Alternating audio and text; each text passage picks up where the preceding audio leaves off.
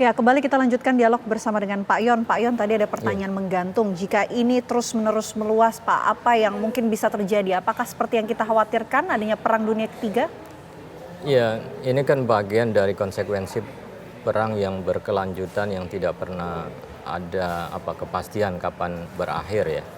Ancaman yang dilakukan oleh Iran saya kira menjadi sangat serius ya, bahwa apabila tidak segera dihentikan pembantian demi pembantian, maka Iran akan terlibat dan bahkan mengatakan akan melakukan intervensi ya. Dan Iran pasti akan lewat Lebanon atau Suriah. Nah, proksi Iran yang di Yaman saya kira sudah menunjukkan dukungannya dan melakukan serangan kepada Israel. Maka keberadaan dari kapal selam Amerika saya kira kan untuk menghalau ya, agar kekuatan luar yang berada di luar Israel itu tidak terlibat ya. Tapi nampaknya itu juga belum sepenuhnya bisa dilakukan.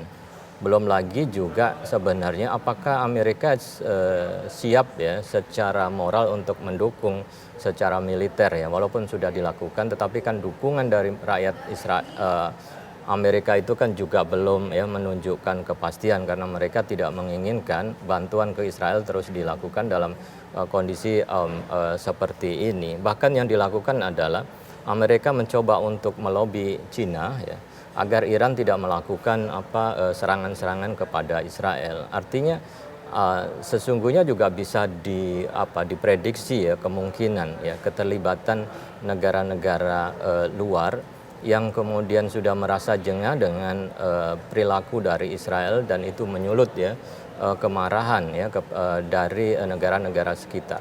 Yang perlu digarisbawahi saya kira adalah posisi Amerika yang tidak sekuat dulu ya. Jadi kalau dulu kepentingan Amerika menjadi kuat karena memiliki hubungan yang sangat dekat dengan negara-negara Arab ya di Gulf State berkaitan dengan minyak. Tetapi ketika kepentingan itu tidak ada, hanya satu kepentingan dari Amerika, yaitu memproteksi Israel. Dalam posisi ini kemudian menjadi sangat lemah, sehingga kalau kita bisa perhatikan perjalanan rudal dari Yaman menuju Israel itu kan perjalanan yang sangat jauh ya. Dan itu juga melewati wilayah Arab Saudi. Dan Arab Saudi juga tidak mencoba melakukan penangkalan, artinya juga memberikan green light untuk itu bisa dilakukan, tapi tidak lewat Saudi, tapi tentu lewat Yaman. Pak, mungkin terakhir begini, apa kemudian langkah yang bisa Indonesia lakukan untuk menghentikan perang di Israel dan juga Palestina ini?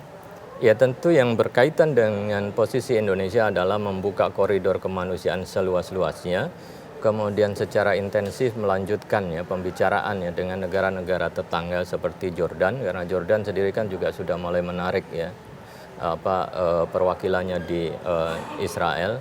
Kemudian juga tentu negara-negara yang lain ya, seperti dengan Turki, dengan Cina, bahkan dengan Rusia.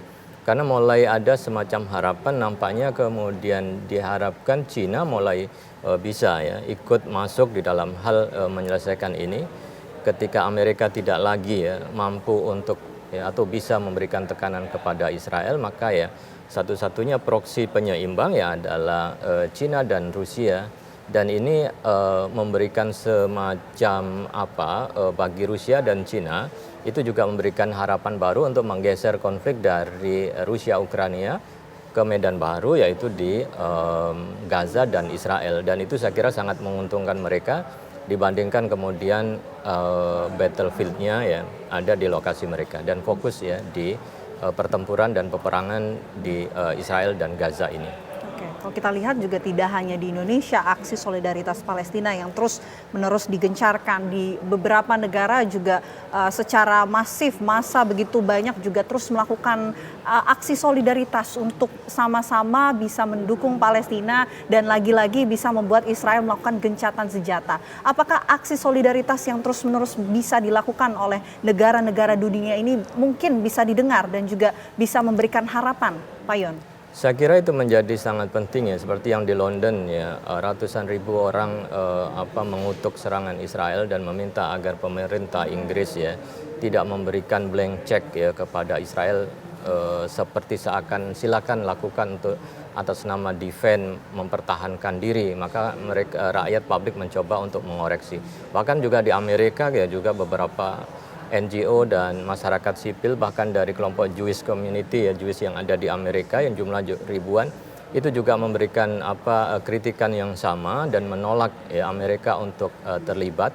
Dan yang menarik adalah ya mereka melumuri tangannya dengan darah, dan itu ditunjukkan kepada beberapa anggota Kongres ya yang membicarakan masalah ini untuk memutuskan bantuan kepada Israel, seakan-akan bahwa ya kalau itu dilakukan berarti Amerika juga berlumuran darah ya dengan membolehkan mendukung tumpahnya darah di Gaza bagi rakyat sipil.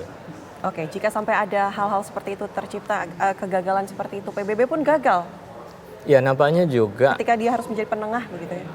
fungsi PBB itu fungsinya kemudian menjadi tidak signifikan apabila tidak ada dukungan dari Amerika. Kan selama ini keputusan Dewan Keamanan PBB untuk melakukan intervensi militer kan selalu di-backup oleh Amerika. Ketika kemudian Amerika tidak memberikan backup, biasanya kemudian menjadi semacam powerless ya. Jadi tidak ada kekuatan apa-apa. Dan ini memang menunjukkan ketidakseimbangan ya, kekuatan yang ada di PBB yang hanya dikuasai oleh great power ya, negara-negara yang dulu memang pekerjaannya adalah berperang. Dan ini bisa kita konfirmasi saat ini ya, ketika dihadapkan kepada keputusan apakah akan berdamai dan berperang, ya rata-rata negara itu kemudian lebih ya, mendukung kepada peperangan. Dan kita tahu bahwa dampak dari peperangan itu kan jelas ya, mengorbankan rakyat sipil, mengarah kepada pembunuhan ya, yang luar biasa jumlahnya, dan tidak ada upaya untuk bagi mereka para pemimpin negara-negara besar untuk kemudian menyatakan menyetop dan meminta Israel untuk menghentikan serangan ini. Oke, baik, terima kasih banyak Pak Yon Mahmudi selaku pengamat Timur Tengah. Setelah ini juga kita masih akan mendengarkan tanggapan masyarakat dalam segmen Warga Bicara kira-kira mengenai adanya serangan yang terus dilakukan di Gaza Palestina. Sesaat lagi pemirsa.